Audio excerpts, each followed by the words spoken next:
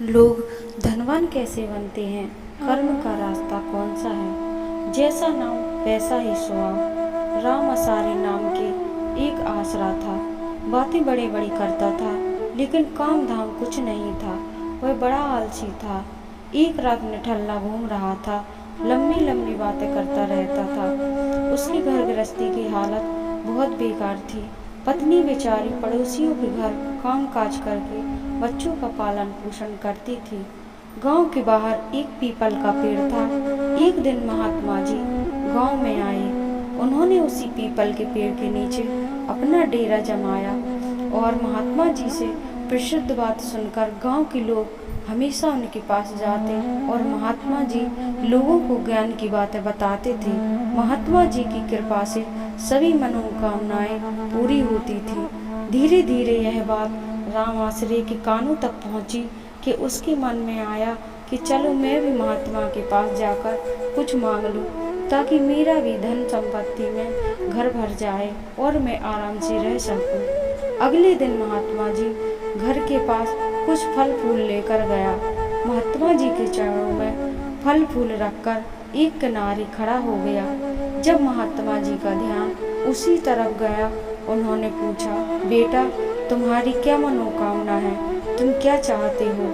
महात्मा की बात सुनकर राम आचार्य खुश हो गया। वह गदगद हो गया और महात्मा जी से बोला, मैं बहुत गरीब हूँ। मैं अपनी पत्नी बच्चों को ठीक से भोजन और कपड़े भी नहीं दे पाता हूँ। मुझे कोई ऐसी चीज दीजिए जिससे मेरे पास धन का ढेर लग जाए और मेरे बच्चे सुख से रह सके। महात्मा ने उसके चेहरे की ओर देखा, फिर पूछा, बेटा तुम्हारा नाम क्या है? कुछ कर्म करते हो? तुम्हारा व्यवसाय क्या है? इस प्रश्न का राम आचार्य के पास कोई उत्तर नहीं था। सिर झुकाए खड़ा रहा। महात्मा जी ने समझते हुए कहा कि राम आचार्य अपने नाम की तरह केवल भगवान के आश्रय रहता है और कुछ नहीं करता। महात्मा ने कहा, राम आचार्य कल तुम जंगल में एक लकड़ी काट कर स्वयं लाना, फिर मैं तुम्हें धन संपत्ति का उपाय बताऊंगा। राम आचार्य ने महात्मा की बात सुनकर कहा, ठीक है, मैं कल लकड़ी लेकर आऊंगा। इतना कहकर वह घर लौट गया। दूसरे दिन सवेरा होते ही कुल्हाड़ी लेकर जंगल की ओर चल दिया। वहां पहुंचकर लकड़ियां काटने लगा। उसने कभी काम नहीं किया था। लकड़ियां काटने से उसके हाथ और कंधों में दर्द होने लगा। फिर उसके मन में धन प्राप्ति का लोभ आया, इसलिए वह अपने काम में जुट गया। शाम को वह एक मन में उम्मीद लेकर महात्मा के पास लकड़ी का गट्ठा लेकर आया। महात्मा ने देखा राम आचार्य के पसीने छूट रहे हैं। फिर महात्मा जी ने कहा, बहुत अच्छा, इन लकड़ियों को लेकर शहर जाकर बेच आओ। राम आचार्य ने तुरंत लकड़ियों को फिर सिर पर लादा और शहर की ओर चल दिया। शहर में जाकर राम आचार्य ने उन लकड़ियों को बेचा तो उसे एक दिन में लकड़ियों के दूने धन मिले। फिर वह उन पैसों को लेकर जल्दी महात्मा जी के पास पहुंचा। पैसे उनके सामने रखकर उनकी ओर बड़ी अधीरता से देखने लगा। महात्मा जी उसकी ओर देखते हुए गंभीर स्वर में कहा, बेटा आज का दिन शुभ नहीं है। मैं तुम्हें आज कुछ नहीं दे सकता। तुम इन पैसों से घर का सामान आदि खरीद ले आओ। राम आचार्य बुझे मन में महात्मा जी की ओर देखता रहा और महात्मा जी उसे कुछ ना बता सके जिससे उसके पास धन का ढेर लग जाए। जब ऐसा नहीं हुआ तो वह सोचने लगा, यह कैसा महात्मा है? जब शुभ दिन नहीं था तो पहले क्यों नहीं बताया? इस तरह व्यर्थ में मेहनत करवाने की क्या आवश्यकता थी? और इस तरह सोचता विचारता वह बाजार की ओर गया।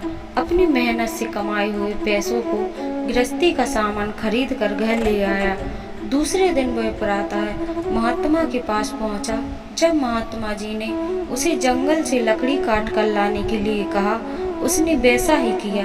इस तरह कई दिन बीत गए। महात्मा जी कोई न कोई अपशगुन बताकर उसे रोज शाम को घर भेज देते। राम आचार्य महात्मा जी से ढेर सारा धन मिलने की आशा में उनकी बातों को मानकर उनके पीछे लगा रहा।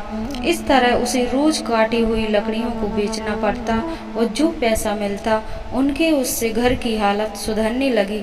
बच्चे और पत्नी भी खुश रहने लगे। एक शाम जब लकड़ियां बेचकर पीपल के पेड़ के पास गया तो वह देखकर चौंक गया कि वहाँ महात्मा जी नहीं थे।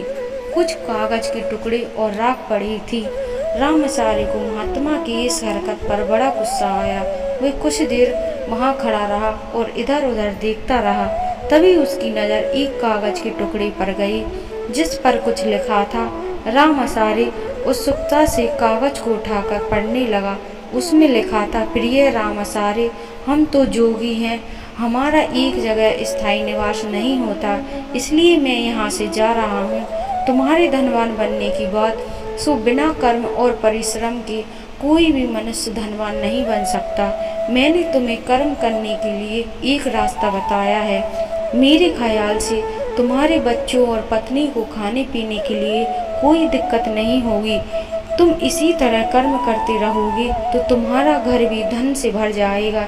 यही धनवान बनने का उत्तम साधन है। रामाचारी की आंखें खुल गईं। उसकी समझ में अपनी स्वामी और महात्मा जी की एक साथ सभी बातें याद आ गईं। महात्मा जी से मिलने के पहले वह काम के बारे में सोचता था और फालतू समय बर्बाद करता था, जिस कारण उसके घर में खाने पीने की दिक्कत होती रहती थी। उसके काम करने से घर का अभाव दूर हो गया और नियम से प्रातः नित्य क्रिया से होकर कुल्हाड़ी लेकर दोपहर का भोजन ले जाकर जंगल की ओर जाने लगा। मेहनत करने के कारण उसका शरीर एकदम बलिष्ठ हो गया। इस तरह वह अपने बच्चों और पत्नी को अपना जीवन सुख से बिताने लगा। अवसर की प्रतीक्षा में मत बैठो, आज का अवसर ही सर्वोत्तम है। हमारी पीठ दूसरे देखता है, हम नहीं। वैसे